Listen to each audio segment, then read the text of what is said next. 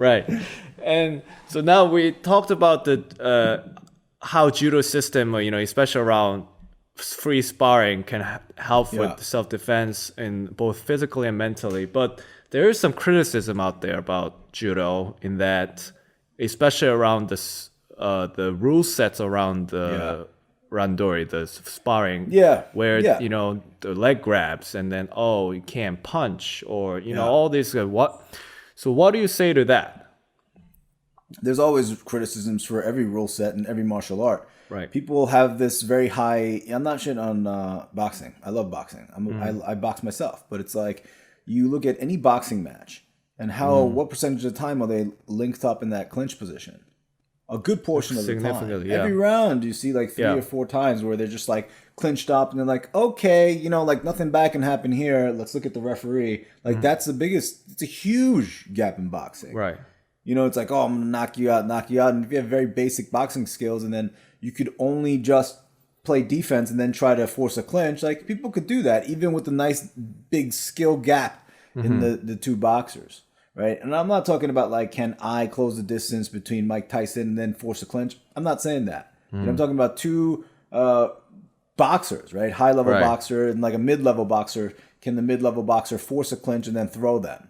Right. You know what I mean? So every rule set, every sport, every martial art has gaps like this. Right. It's like you could argue like, Muay Thai is excellent for kicking somebody in the head. It's like, what if you're wearing jeans?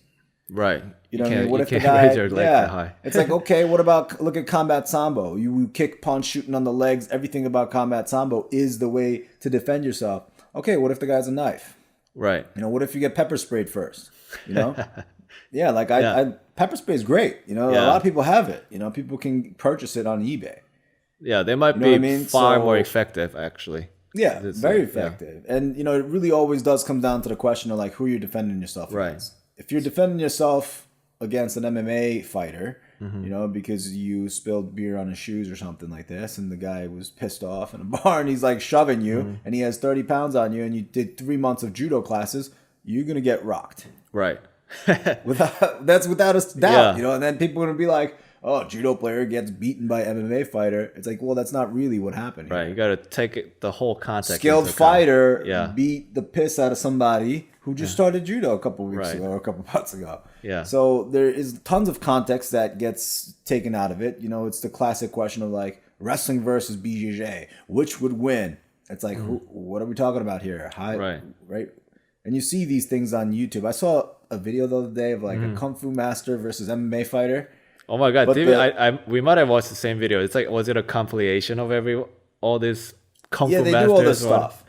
But sometimes it's not fair because I saw one, the Kung Fu master was like 40-something years old, out of shape and small. And then the MMA fighter came out and like he's like young, strong, and broad. Like it's like, all right, it doesn't matter Kung Fu or MMA. Like that big dude, probably gonna maul the guy, no matter what.